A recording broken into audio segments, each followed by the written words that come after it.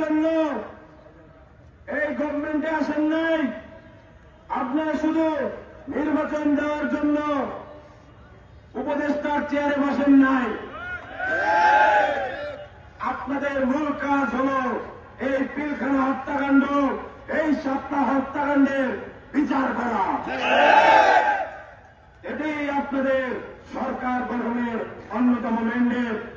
আমরা এখান থেকে বারবার বলার পর আপনারা কিসের জায়গা থেকে, কোন জায়গা থেকে, কোন প্রতিষ্ঠানের কাছ থেকে, কোন ব্যক্তির কাছ থেকে হুমকি পাচ্ছেন, ভয় পাচ্ছেন? আপনারা কেন আপনাদের স্ট্যান্ড ক্লিয়ার করছেন না? বাংলাদেশ পন্থী রাজনৈতিক দল শুধু এনসিপি নয়, আরো রাজনৈতিক দল আছে। আমরা আমাদের জায়গা থেকে তাদের প্রতি আহ্বান করব, রাজনৈতিক দলগুলোর যেহেতু মূল কাজ হল জনমত গঠন করা, আপনারা এই ন্যায্য অধিকার আদায়ে আপনারা জনমত গঠন করুন। আপনারা এখানে এসে তাদের পক্ষে আওয়াজ তুলুন।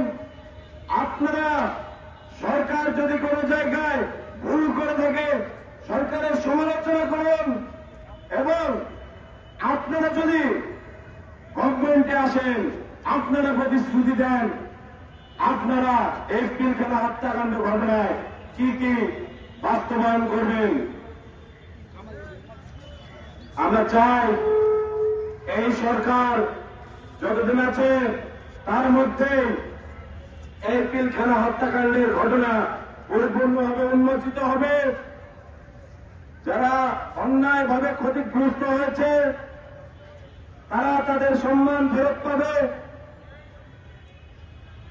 এবং যারা এখনো জেলবন্দী রয়েছে অন্যায়ভাবে তারা মুক্তি পাবে।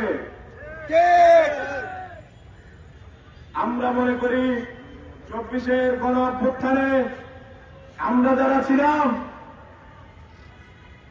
24-এর গণ অভ্যুত্থান এমনি এমনি হয়নি, কিংবা কোটা সংস্কারের দাবিতে ডাক দিয়েছে বলেই কিন্তু হয়নি। এখানে বহু মানুষের চাপা ক্ষোভ, চাপা কষ্ট, বহু মানুষের আত্মবলিদান জড়িত ছিল, যার ফলশ্রুতিতে 2024 সালে এত বড় গণ অভ্যুত্থান সংগঠিত হয়েছে। তার পেছনে অন্যতম নিয়ামক হল এই পিলখানা হত্যাকাণ্ডের ঘটনা। 24-এর গণ অভ্যুত্থানের ফলশ্রুতিতে যেই সরকার রয়েছে, যেহেতু 24-এর গণ অভ্যুত্থানের অন্যতম নিয়ামক এই পিলখানা হত্যাকাণ্ডের ঘটনা, সেহেতু 24-এর গণ অভ্যুত্থানের সরকারকে বলব, আপনারা অতি দ্রুত সময়ের মধ্যে যে কাজগুলো বাস্তবায়ন করবেন তার মধ্যে অন্যতম হল এই বিডিআর আন্দোলনের প্রেক্ষিতে ক্ষতিগ্রস্তদের পাশে দাঁড়ানো এবং অন্যায়ভাবে জেলবন্দীদের মুক্তি দেওয়া।